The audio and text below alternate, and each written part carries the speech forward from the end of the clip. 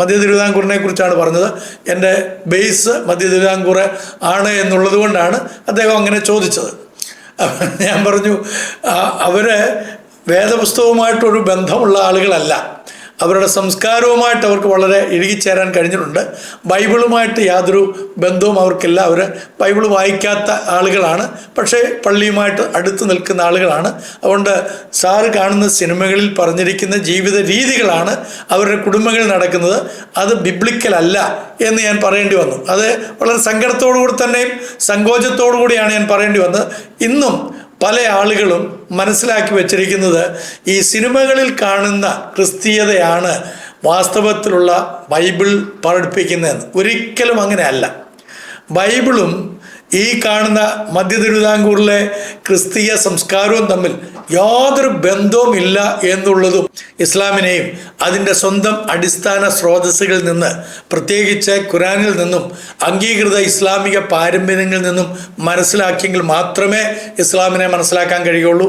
അല്ലാതെ സുന്നികളെ മനസ്സിലാക്കിയതുകൊണ്ടോ മുജാഹിദുകളെ മനസ്സിലാക്കിയതുകൊണ്ടോ. പ്രിയമുള്ളവരെ, ഏവർക്കും സ്നേഹവന്ദനം. കഴിഞ്ഞ എപ്പിസോഡിൽ നമ്മളൊരു താരതമ്യ പഠനത്തിലേക്ക് ഏർപ്പെട്ടിരിക്കുകയായിരുന്നല്ലോ. എന്തുകൊണ്ട് ഇസ്ലാമിനെയും ക്രിസ്തു മാർഗത്തെയും താരതമ്യം ചെയ്യണം എന്നുള്ളതാണ് ഈ എപ്പിസോഡിലൂടെ നിങ്ങളുമായിട്ട് പങ്കുവെക്കാൻ ആഗ്രഹിക്കുന്നത്. വളരെ കൃത്യമായിട്ട് തിരുവചനം ഓർപ്പിക്കുന്നത്, നിങ്ങളുടെ ഹൃദയങ്ങളിൽ ക്രിസ്തുവിനെ കർത്താവായി വിശുദ്ധീകരിപ്പീൻ. നിങ്ങളിലുള്ള പ്രത്യാശയെക്കുറിച്ച് ചോദിക്കുന്ന ഏവനോടും മറുപടി പറയുവാൻ എപ്പോഴും ഒരുങ്ങിയിരിപ്പീൻ. എന്നാൽ സൗമ്യതയോടും ഭയത്തോടും കൂടെ ആയിരിക്കണം. 1 പത്രോസ് 3-ാം അധ്യായത്തിൻ്റെ 15-ാം വാക്യത്തിൽ വിശുദ്ധ ബൈബിള് നമ്മളെ ആഹ്വാനം ചെയ്യുകയാണ്. അപ്പോൾ മനുഷ്യർ ചരിത്രത്തിലുടനീളം ചോദിച്ചിട്ടുള്ള എല്ലാ ചോദ്യങ്ങളിലും വെച്ച് ഏറ്റവും പ്രധാനപ്പെട്ട ഒരു ചോദ്യമാണ്, ആരാണ് ദൈവം? ഇന്നും ആ ചോദ്യത്തിന് വളരെ പ്രസക്തിയുണ്ട്. ഇതിനോട് ചേർത്ത് വായിക്കാവുന്ന മറ്റൊരു ഗൗരവമായ ചോദ്യം കൂടെയുണ്ട്, ആരാണ് യേശു ക്രിസ്തു? അപ്പോൾ ഈ ചോദ്യങ്ങൾക്കുള്ള ഉത്തരങ്ങളാണ് ആരാധന, ധാർമ്മികത, രക്ഷ, നിത്യജീവൻ, മനുഷ്യജീവിതത്തിൻ്റെ ലക്ഷ്യം എന്നിവയെക്കുറിച്ചുള്ള നമ്മുടെ കാഴ്ചപ്പാടുകളെ രൂപപ്പെടുത്തുന്നത് തന്നെ. അപ്പോൾ ക്രിസ്തു മാർഗവും ഇസ്ലാം മതവും ലോകത്തിലെ ഏറ്റവും വലിയ 2 മതങ്ങളാണെന്നുള്ളത് നമ്മളെല്ലാവരും അംഗീകരിക്കുന്നതാണ്. ഇവ രണ്ടും കൂടി ലോക ജനസംഖ്യയുടെ പകുതിയിലധികം വരും എന്നുള്ളതും നമുക്കറിയാം. രണ്ടും ഏകസത്യ ദൈവത്തെ ആരാധിക്കുന്നു എന്ന് അവകാശപ്പെടുന്നു. രണ്ടും ദൈവിക വെളിപ്പാടിനെ അംഗീകരിക്കുന്നു. ഈ 2 മതങ്ങളും യേശു ക്രിസ്തുവിനെക്കുറിച്ച് സംസാരിക്കുന്നുണ്ട്. എന്നിരുന്നാലും അവരുടെ വിശുദ്ധ ഗ്രന്ഥങ്ങളിൽ ശ്രദ്ധാപൂർവം പരിശോധിക്കുമ്പോൾ ദൈവത്തിൻ്റെ സ്വഭാവം, യേശു ക്രിസ്തുവിൻ്റെ വ്യക്തിത്വം, വെളിപാടിൻ്റെ അർത്ഥം, രക്ഷാമാർഗം എന്നിവയെക്കുറിച്ച് പ്രധാനപ്പെട്ട അടിസ്ഥാന വിശ്വാസങ്ങൾ കാണാൻ കഴിയും എന്നുള്ളതിന് യാതൊരു സംശയമില്ല. എന്നാൽ വേറെ ചില സാമ്യതകൾ പലപ്പോഴും ആളുകളെ ക്രിസ്തു മാർഗവും ഇസ്ലാമും വ്യത്യസ്ത സാംസ്കാരിക രൂപങ്ങളിൽ പ്രകടിപ്പിക്കുന്ന ഒരേ വിശ്വാസം തന്നെയാണെന്ന് ചിന്തിക്കാൻ തക്കവണ്ണം പ്രേരിപ്പിക്കുന്നുണ്ട്. അതിന് നമുക്ക് ആരെയും കുറ്റപ്പെടുത്താൻ കഴിയുകയുമില്ല. മറ്റു ചില ആളുകൾ ഈ വ്യത്യാസങ്ങളെ ചെറിയ ദൈവശാസ്ത്രപരമായ അഭിപ്രായ വ്യത്യാസങ്ങൾ മാത്രമായിട്ടാണ് കാണുന്നത്. മറ്റു ചിലരാകട്ടെ ഈ 2 മതങ്ങളും തികച്ചും പൊരുത്തപ്പെടാത്തവയാണെന്ന് കരുതുകയും ചെയ്യുന്നുണ്ട്. ഇത്തരത്തിലുള്ള അനുമാനങ്ങൾ ശ്രദ്ധാപൂർവമായ പരിശോധനയിലല്ലാതെ നമ്മൾ ആരും തന്നെ സ്വീകരിക്കരുത് എന്ന് ഞാൻ പ്രത്യേകമായിട്ട് ഓർപ്പിക്കുകയും ചെയ്യട്ടെ. അപ്പോൾ ഈ വീഡിയോയുടെ ലക്ഷ്യം എന്ന് പറയുന്നത് ശത്രുതയോ മതപരമായ സംഘർഷമോ ഉണ്ടാക്കുക എന്നുള്ളതല്ല, മറിച്ച് 2 മതങ്ങളുടെയും അടിസ്ഥാന സ്രോതസ്സുകളെക്കുറിച്ചുള്ള ചിന്താപൂർവവും സത്യസന്ധവും ആദരവപൂർവമായിട്ടുള്ള അന്വേഷണത്തിലേക്ക് നമ്മുടെ ശ്രോതാക്കളെ എത്തിക്കുക എന്നുള്ളതാണ്. അപ്പം ക്രിസ്ത്യാനികൾ സ്നേഹത്തോടെ സത്യം സംസാരിക്കാൻ വിളിക്കപ്പെട്ടവരാണെന്ന് വിശുദ്ധ ബൈബിളിൽ എഫേസ്യർക്ക് എഴുതിയ ലേഖനം 4-ാം അധ്യായത്തിൻ്റെ 15-ാം വാക്യത്തിൽ പറയുന്നുണ്ട്. അപ്പോൾ യഥാർത്ഥ സംഭാഷണത്തിന് യഥാർത്ഥമായിട്ടൊരു ബോധ്യവും അതോടൊപ്പം തന്നെ ആ ബോധ്യത്തിൽ തന്നെ ഒരു കരുണയും ഒരുപോലെ തന്നെ ആവശ്യമാണ്. ഇസ്ലാമും ബൈബിൾ അധിഷ്ഠിത ക്രിസ്തു മാർഗവും തമ്മിലുള്ള ശ്രദ്ധാപൂർവമായ താരതമ്യം എന്തുകൊണ്ടും അനിവാര്യവും പ്രയോജനകരമാണ്, പ്രത്യേകിച്ച് ഈ ഒരു കാലഘട്ടത്തിൽ എന്നുള്ളത് വിശദീകരിച്ചുകൊണ്ട് ഞാൻ ഈ ഒരു എപ്പിസോഡിലേക്ക് കടക്കുകയാണ്. എന്തുകൊണ്ട് ഈ താരതമ്യം പ്രാധാന്യമാണെന്നുള്ളത് നമുക്ക് ചിന്തിക്കാം. ഒന്നാമതായിട്ട്, മതപരമായ വിശ്വാസങ്ങൾ കേവലം ദാർശനിക ആശയങ്ങളല്ല. മതപരമായിട്ടുള്ള വിശ്വാസങ്ങൾ എന്ന് പറയുന്നത് കേവലം ദാർശനികമായിട്ടുള്ള ചില ഐഡിയോളജീസ് അല്ല, അല്ലെങ്കിൽ ചില ഐഡിയാസ് അല്ല. അവ നാഗരികതകളെയും കുടുംബങ്ങളെയും നിയമങ്ങളെയും നൈതികതയെയും വിദ്യാഭ്യാസത്തെയും വ്യക്തിത്വത്തെയും രൂപപ്പെടുത്തുമെന്നുള്ളത് മറന്നു പോകരുത്. അപ്പോൾ ദൈവത്തെക്കുറിച്ച് ആളുകൾ വിശ്വസിക്കുന്നത് അവർ തങ്ങളെ തന്നെ എങ്ങനെ മനസ്സിലാക്കുന്നു എന്നതിനെയും മറ്റുള്ളവരുമായി എങ്ങനെ ബന്ധപ്പെടുന്നു എന്നതിനെയും സ്വാധീനിക്കുന്ന വലിയൊരു ഘടകം തന്നെയാണ്. അപ്പോൾ ദൈവത്തെ അറിയുന്നതാണ് മനുഷ്യ ജീവിതത്തിൻ്റെ പരമമായ ലക്ഷ്യമെന്ന് വിശുദ്ധ ബൈബിൾ ആവർത്തിച്ച് പറയുന്നുണ്ട്. ഏകസത്യ ദൈവമായ നിന്നെയും നീ അയച്ചിരിക്കുന്ന യേശു ക്രിസ്തുവിനെയും അറിയുന്നത് തന്നെ നിത്യജീവൻ ആകുന്നു എന്നാണ് വിശുദ്ധ യോഹന്നാൻ എഴുതിയ സുവിശേഷം 17-ാം അധ്യായത്തിൻ്റെ 3-ാം വാക്യം പറയുന്നത്. അതേപോലെ അല്ലാഹുവിനെ കുറിച്ച് ഉള്ള അറിവും ആരാധനയും മനുഷ്യ ജീവിതത്തിൻ്റെ കേന്ദ്ര ബിന്ദുവായിട്ട് ഇസ്ലാം മതവും കാണുന്നുണ്ട്. അപ്പോൾ ക്രിസ്തു മാർഗവും ഇസ്ലാം മതവും സാർവത്രിക സത്യങ്ങൾ അവകാശപ്പെടുന്നത് കൊണ്ട് ആ അവകാശവാദങ്ങളെ ശ്രദ്ധാപൂർവം പരിശോധിക്കുന്നത് ന്യായവും യുക്തവും ആവശ്യവുമാണ്. സത്യം അന്വേഷണത്തെ ഭയപ്പെടുന്നില്ല, അത് നമ്മൾ മനസ്സിലാക്കണം. സത്യം ഒരു കാരണവശാലും ഒരന്വേഷണത്തെയും ഭയപ്പെടുകയില്ല.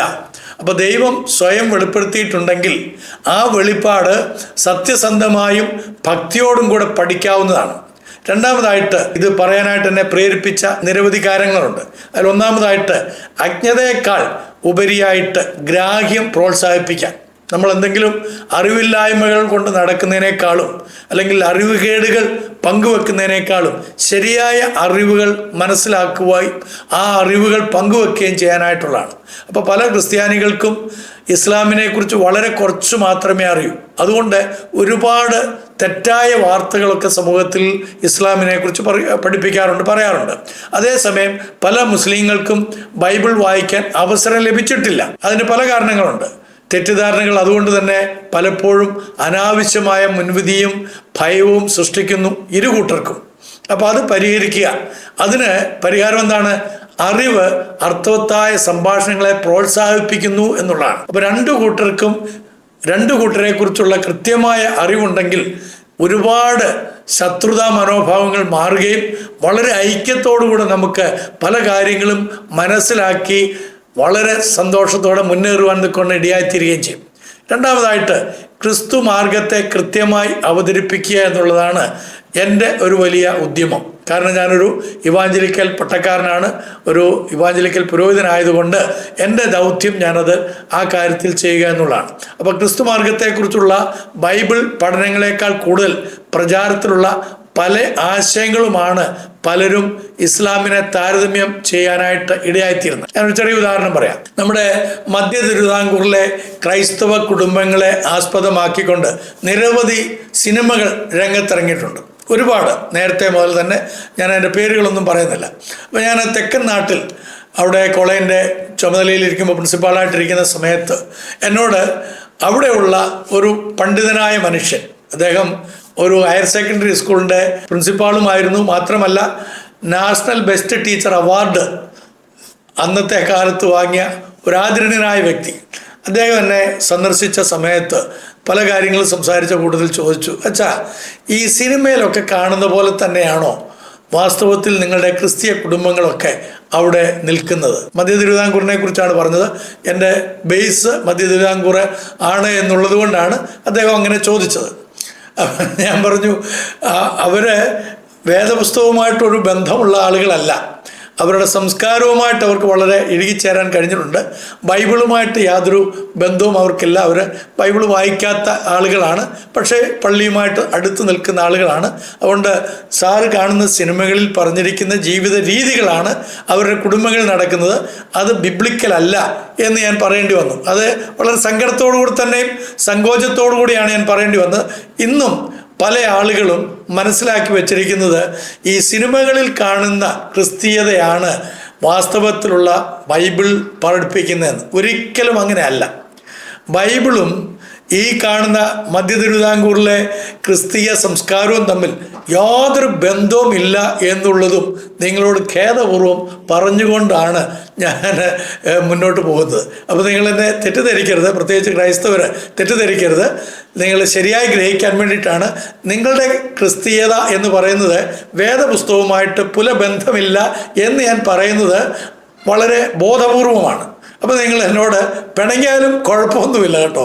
കാരണം നിങ്ങൾ നയിക്കുന്ന ക്രിസ്ത്യതയും നിങ്ങൾ ബൈബിൾ എടുത്ത് വെച്ച് വായിച്ചിട്ട് അങ്ങനെ തന്നെയാണോ എന്ന് പരിശോധിച്ച് നോക്കി.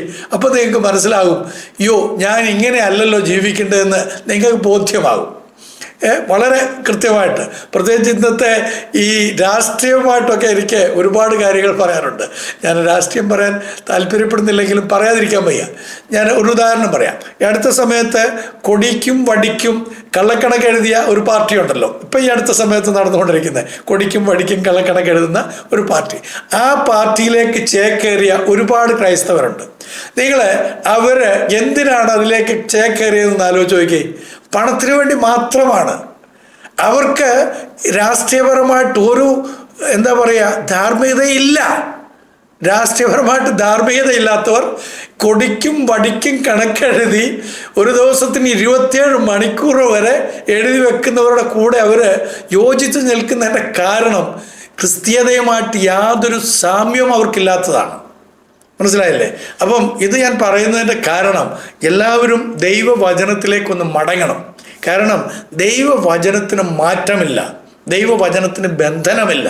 ദൈവവചനമാണ് സത്യം. ഈ സത്യം നിങ്ങൾ അറിയുമ്പോഴാണ് നിങ്ങൾ സ്വതന്ത്രരാക്കപ്പെടുന്നതെന്നാണ് തിരുവചനം കർത്താവായ യേശു ക്രിസ്തു അരുളി ചെയ്തിരിക്കുന്നത്.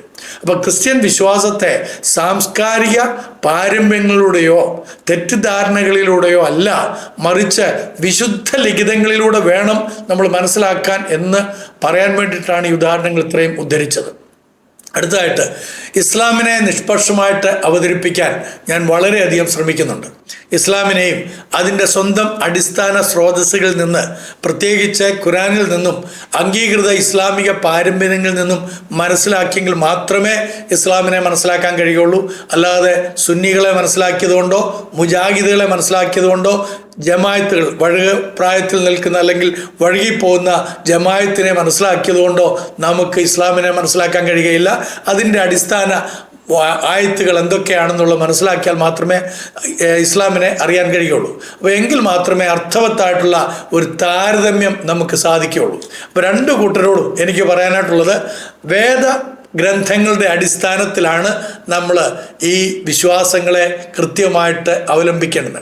അടുത്തതായിട്ട് വിശ്വാസികളെ ബലപ്പെടുത്തുക എന്നുള്ള വലിയൊരു ഉദ്യമം ഇതിലൂടെ ഞാൻ ആഗ്രഹിക്കുന്നുണ്ട്. അപ്പോൾ ബഹുസ്വര സമൂഹങ്ങളിൽ സ്വന്തം വിശ്വാസത്തെക്കുറിച്ച് വിശദീകരിക്കാൻ ക്രിസ്ത്യാനികൾ കൂടുതൽ പ്രതിജ്ഞാബദ്ധരാകണം. നിങ്ങൾ എന്തുകൊണ്ട് വിശ്വസിക്കുന്നു, എന്ത് വിശ്വസിക്കുന്നു, അത് കൊച്ചു കുഞ്ഞുങ്ങൾക്ക് പോലും മനസ്സിലാകുന്ന വിധത്തിൽ നമ്മുടെ കുടുംബങ്ങളിൽ ചർച്ച ചെയ്യുവാൻ തക്കവണ്ണം ഇടയായിത്തീരണം. ഇല്ല എങ്കിൽ ഈ അടുത്ത സമയത്ത് ഓപ്പറേഷൻ തൂഫാനിൽ സംഭവിച്ചതുപോലെ നമ്മൾ വളരെയധികം ഞെട്ടിയിരിക്കുകയാണ് പല കുടുംബങ്ങളിൽ സംഭവിച്ചിരിക്കുന്ന സംഭവങ്ങളെക്കുറിച്ച് കേട്ടിട്ട്. പ്രത്യേകിച്ച് ക്രിസ്തീയ വിഭാഗത്തിൽപ്പെട്ട പെൺകുഞ്ഞുങ്ങളാണ് കൂടുതൽ അറസ്റ്റ് ചെയ്യപ്പെട്ടിരിക്കുന്നതെന്ന് എൻ്റെ ഒരു സ്നേഹിതൻ എനിക്ക് അയച്ച ഒരു മെസ്സേജിൽ പറയുകയുണ്ടായി. അതിൻ്റെ ചില തെളിവുകൾ അദ്ദേഹം തരികയുണ്ടായി. ക്രിസ്ത്യ പെൺകുട്ടികൾ മാത്രമല്ല, ഹൈന്ദവ പെൺകുഞ്ഞുങ്ങളും അതിനകത്ത് ഉൾപ്പെട്ടിട്ടുണ്ട്. എന്നാൽ മറുഭാഗത്ത് നിൽക്കുന്ന ആകട്ടെ 5 നേരം നിസ്കരിക്കുന്നു എന്ന് പറയുന്നതായിട്ടുള്ള പല ചെറുപ്പക്കാരുമാണ്, ആൺകുട്ടികളാണ് അതിനകത്ത് പിടിക്കപ്പെട്ടിട്ടുള്ളത്. അപ്പം ഇങ്ങനെയുള്ള ഈ സംഭവങ്ങൾ ഉണ്ടാകുന്നത് എന്തുകൊണ്ടാണ്? ശരിയായ രീതിയിൽ ദൈവത്തെക്കുറിച്ചൊരു അവബോധം കുഞ്ഞുങ്ങളുടെ മനസ്സിൽ വീഴാത്തത് കൊണ്ടും അത് വീഴ്ത്താത്തതിൻ്റെ കാരണക്കാർ മാതാപിതാക്കളാണെന്നുള്ളതിന് യാതൊരു സംശയമില്ല. മാതാപിതാക്കൾ അതിന് കൂടുതൽ സമയമെടുക്കണം എന്നുള്ളത് പ്രോത്സാഹിപ്പിക്കാൻ കൂടിയാണ് ഞാനിത് പറയുന്നത്. അപ്പോൾ രണ്ട് മതങ്ങളെക്കുറിച്ചുള്ള ആഴത്തിലുള്ള അറിവ് ആത്മവിശ്വാസത്തോടും ജ്ഞാനത്തോടും താഴ്മയോടും കൂടി ചോദ്യങ്ങൾക്ക് പരസ്പരം മറുപടി നൽകുവാൻ വിശ്വാസികളെ പ്രാപ്തരാക്കുക എന്നുള്ളതാണ് എൻ്റെ ഒരു ഉദ്യമം. അടുത്തതായിട്ട് സുവിശേഷം പ്രഖ്യാപിക്കലാണ് ഞാനിതിലൂടെ അർത്ഥമാക്കുന്നത്. അത് പച്ചയ്ക്ക് തന്നെ പറയാം. എൻ്റെ ഉദ്യമം എന്ന് പറയുന്നത് സുവിശേഷം യഥാർത്ഥത്തിൽ എന്താണെന്നുള്ളത് എല്ലാവരും അറിയണം, അത് പ്രഖ്യാപിക്കുക എന്നുള്ളത് തന്നെയാണ്. അതൊരു മതം മാറ്റമല്ല, മതത്തെക്കുറിച്ചല്ല അത് പറയുന്നത്. ക്രിസ്ത്യൻ അപ്പോളജറ്റിക്സിൻ്റെ അല്ലെങ്കിൽ മതപ്രതിരോധം നടത്തുന്ന ഒരു വ്യക്തി എന്നുള്ള നിലയിൽ എൻ്റെ ലക്ഷ്യം വാദങ്ങൾ ജയിക്കുക എന്നുള്ളതേ അല്ല, മറിച്ച് യേശു ക്രിസ്തുവിലേക്ക് ശരിയായ രീതിയിൽ മനുഷ്യനെ നയിക്കുക എന്നത് തന്നെയാണ്. കർത്താവ് അരുളി ചെയ്തു, ഞാൻ തന്നെ വഴിയും സത്യവും ജീവനുമാകുന്നു. എന്നിലൂടെ അല്ലാതെ ആരും പിതാവിൻ്റെ അടുക്കൽ എത്തുന്നില്ല. വിശുദ്ധ യോഹന്നാന്റെ സുവിശേഷം 14-ാം അധ്യായം 6-ാം വാക്യം. അതുകൊണ്ട് തന്നെ അടുത്തതായിട്ട് ഞാൻ പറയാൻ ആഗ്രഹിക്കുന്നത് താരതമ്യത്തിനുള്ള ഒരു മാനദണ്ഡം എന്താണെന്നുള്ളതാണ്. ഓരോ താരതമ്യത്തിനും വിശ്വസനീയമായിട്ടുള്ള ഒരു മാനദണ്ഡം നമുക്ക് ആവശ്യമാണ്. അപ്പം ഈ ഒരു എപ്പിസോഡിൽ ഇസ്ലാമിൻ്റെയും ക്രിസ്തുമാർഗത്തിൻ്റെയും പഠിപ്പിക്കലുകളെ അവയുടെ അടിസ്ഥാന സ്രോതസ്സുകൾ പരിശോധിച്ച് താരതമ്യം ചെയ്യുക എന്നുള്ളതാണ്. അപ്പോൾ ഇസ്ലാമികമായിട്ട് ഖുറാനും ആധികാരിക ഹദീസുകൾ ശേഖരങ്ങളുമാണ്. ആവശ്യമായി വരുമ്പോൾ ക്ലാസിക്കൽ ഇസ്ലാമിക പണ്ഡിതന്മാരുടെ ഉദ്ധരണികളും ഞാൻ ഉദ്ധരിക്കുന്നതായിരിക്കും. എന്നാൽ ക്രിസ്തു മാർഗത്തിനായിട്ട് പഴയതും പുതിയതുമായിട്ടുള്ള നിയമങ്ങൾ അടങ്ങിയ വിശുദ്ധ ബൈബിൾ മാത്രമായിരിക്കും. അതിൻ്റെ ചരിത്രപരമായിട്ടുള്ള തെളിവുകൾ, ഭാഷാ പഠനങ്ങൾ, പുരാവസ്തു ഗവേഷണം, ബഹുമാനിക്കപ്പെടുന്ന പണ്ഡിതന്മാരായിട്ടുള്ള ആളുകളുടെ ചില കൊട്ടേഷൻസുകൾ, ആദിമ സഭാപിതാക്കന്മാരുടെ കൊട്ടേഷൻസുകൾ ഒക്കെ പ്രധാനപ്പെട്ട ചോദ്യങ്ങളെ വ്യക്തമാക്കാൻ വേണ്ടി സഹായിക്കും എന്നുള്ളത് ഞാൻ വിശ്വസിക്കുകയും അത് ഉദ്ധരിക്കുകയും ചെയ്യുന്നതായിരിക്കും. അപ്പോൾ ജനപ്രിയ അഭിപ്രായങ്ങളെ അല്ല, ആധികാരിക പഠിപ്പിക്കലുകളെ താരതമ്യം ചെയ്യുക എന്നുള്ളതാണ് ഇതിൽ കൂടെ ലക്ഷ്യമാക്കുന്നത്. അപ്പോൾ ഈ പഠനത്തിൻ്റെ ശൈലിയും കൂടെ പറയട്ടെ. ഈ ഒരു പഠനം ഒരു ഇവാഞ്ചലിക്കൽ കാഴ്ചപ്പാടിൽ നിന്നാണ്. കാരണം വിശുദ്ധ ബൈബിളിൽ ഒരൊറ്റ ഉപദേശം മാത്രമേ ഉള്ളൂ. അത് ഇവാഞ്ചലിക്കൽ ഡോക്ട്രിൻസ് ആണ്. സൗണ്ട് ഡോക്ട്രിൻ എന്ന് പറയും, പത്യോപദേശം. അത് വിശുദ്ധ ബൈബിളിൽ വളരെ കൃത്യമായിട്ട് പൗലോസ്ലീഹ പറയുന്നുണ്ട്. പത്യോപദേശത്തിന് ചേർന്നത് പ്രസ്താവിക്കുക. അപ്പോൾ 1-ാം നൂറ്റാണ്ട് മുതൽ സഭയിൽ ഉണ്ടായിരുന്ന വിശ്വാസം ഏത് എന്ന് ചോദിച്ചു കഴിഞ്ഞാൽ ഒറ്റ ഉത്തരമേ ഉള്ളൂ, അത് ഇവാഞ്ചലിക്കൽ ഫെയ്ത്ത് ആയിരുന്നു. അത് പത്യോപദേശമായിരുന്നു. ആ പത്യോപദേശത്തിന് ചേരുന്നത് മാത്രമേ ദൈവവചനത്തിൻ്റെ അടിസ്ഥാനത്തിൽ പൊതുവിൽ നമുക്ക് പഠിപ്പിക്കേണ്ടതായിട്ടുള്ളൂ. അപ്പോൾ ആ പത്യോപദേശം ശരിയായ രീതിയിൽ പഠിപ്പിക്കാൻ ഞാൻ ശ്രമിക്കുകയും ചെയ്യും. അപ്പോൾ ഇതൊരു കുറേ എപ്പിസോഡുകളായിരിക്കും. അപ്പോൾ ഓരോന്ന് വിഷയങ്ങളെടുത്ത് നമ്മൾ പഠിക്കുന്നതായിരിക്കും. അപ്പോൾ ബൈബിൾ ദൈവത്തിൻ്റെ നിശ്വസ്തത അല്ലെങ്കിൽ ദൈവവചനം എന്ന് പറയുന്നത് ദൈവനിശ്വാസ്യമാണെന്ന്, അത് മാത്രമല്ല യേശു ക്രിസ്തു മനുഷ്യരാശിക്കുള്ള ദൈവത്തിൻ്റെ പൂർണ്ണമായ വെളിപ്പാടാണെന്നും വളരെ കൃത്യമായിട്ട് ഞാൻ വിശ്വസിക്കുന്നു. എന്നിരുന്നാലും ക്രിസ്ത്യൻ ബോധ്യം ഒരിക്കലും ഒരു അഹങ്കാരത്തിനോ ന്യായീകരണത്തിനോ ഉള്ളതല്ല. മറിച്ച് താഴ്മ, ക്ഷമ, ദയ, എല്ലാവരോടും ആദരവ് എന്നിവ പ്രകടിപ്പിക്കുവാൻ വിശുദ്ധ ബൈബിള് വിശ്വാസികളോട് കൽപ്പിക്കുന്നുണ്ട്. ഓരോ മുസ്ലിമും ദൈവത്തിൻ്റെ ഛായയിൽ സൃഷ്ടിക്കപ്പെട്ട വ്യക്തിയാണെന്ന് വിശുദ്ധ ബൈബിൾ പറയുന്നുണ്ട്. അതിനാൽ അവർ അന്തസ്സും സ്നേഹവും അറിയിക്കുന്നുണ്ട്. വിയോജിപ്പൊരിക്കലും അനാദരവാകരുത്.